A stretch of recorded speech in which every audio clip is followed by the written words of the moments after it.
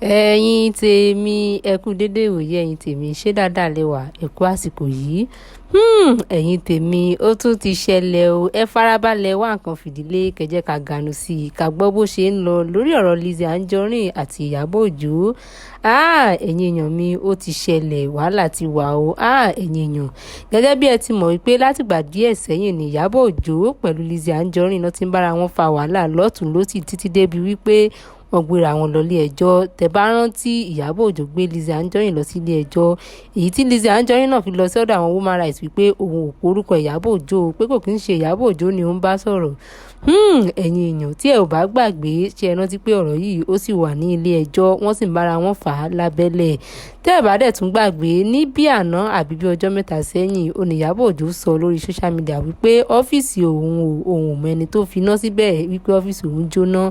Ẹ̀yin èèyàn, oríṣiríṣi nǹkan ló ń ṣẹlẹ̀, mẹ́wàá ń ṣẹlẹ̀, bẹ̀bẹ̀ ń ṣẹlẹ̀, ṣùgbọ́n ẹ farabalẹ̀ kí ẹ wá nǹkan fìdílé bí ẹ ó ṣe máa gbọ́ nǹkan tí a ní láti sọ lórí ọ̀rọ̀ Ìyábọ̀ Òjó pẹ̀lú Lizzy Anjorin.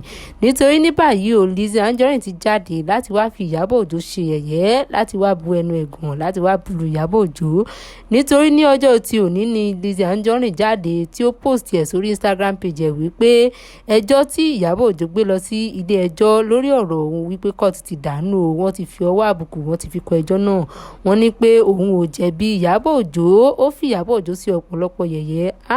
Ẹ̀yin èèyàn, mẹ́wàá ń ṣẹlẹ̀ o, bẹ̀bẹ̀ ń ṣẹlẹ̀, ṣùgbọ́n ní báyìí èyí tí Lizzy Anjorin ti wá lọ post picture Ìyábọ̀ Òjó sórí Instagram page ẹ̀, kí ni ẹ rò wípé ó máa ṣẹlẹ̀? Kí ni ẹ rò, ìwà wo lẹ rò wípé Ìyábọ̀ Òjó máa wù padà sí Lizzy Anjorin? Ǹjẹ́ rò wípé ọ̀rọ̀ yìí yóò parí sí ibi tí ó wà yìí? Àbẹ̀rò wípé àwọn méjèèjì tó sì máa bẹ̀rẹ̀ wọ́n máa tẹ̀síwájú lórí wàhálà tó wà nílẹ̀ yìí? Ẹ̀yin èèyàn, Lizzy Anjorin fi Ìyábọ̀ Òjó sí ọ̀pọ̀lọpọ̀ yẹ̀yẹ́ gan-an. Oríṣiríṣi nǹkan ló ń ṣẹlẹ̀, ẹ̀yin èèyàn mi, mẹ́wàá ń ṣẹlẹ̀ o, bẹ̀bẹ̀ ń ṣẹlẹ̀ lórí ọ̀rọ̀ Ìyábọ̀ Òjó pẹ̀lú Lizzy Anjorin. Ẹ̀yin èèyàn wa, kí ni o tí ẹ lérò? Kí ni ẹ rò wípé ó máa gbẹ̀yìn ọ̀rọ̀ àwọn méjèèjì wọ̀nyí? Ta ni ẹ rò wípé ó jẹ̀bi nínú àwọn méjèèjì yìí? Ǹjẹ́ rò wípé Ìyábọ̀ Òjó jẹ̀bi bí ó ṣe gbé Lizzy Anjorin lọ ilé ẹjọ́? Àbẹ̀rò wípé Lizzy Anjorin jẹ̀bi bó ṣe ń bá Ìyábọ̀ Òjó jà láì porúkọ rẹ̀?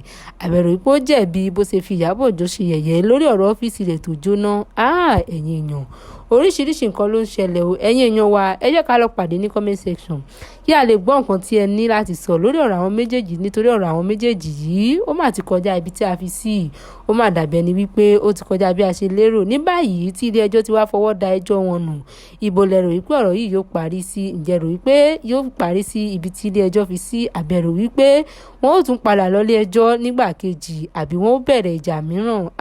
Ẹ̀yin èèyàn, oríṣiríṣi nǹkan ló ń ṣẹlẹ̀ o. Ẹ̀yin èèyàn wa, ẹ pàdé wa ní comment section kí a lè sọ̀rọ̀ lórí nǹkan tí ẹ lérò lórí ọ̀rọ̀ àwọn méjèèjì yìí.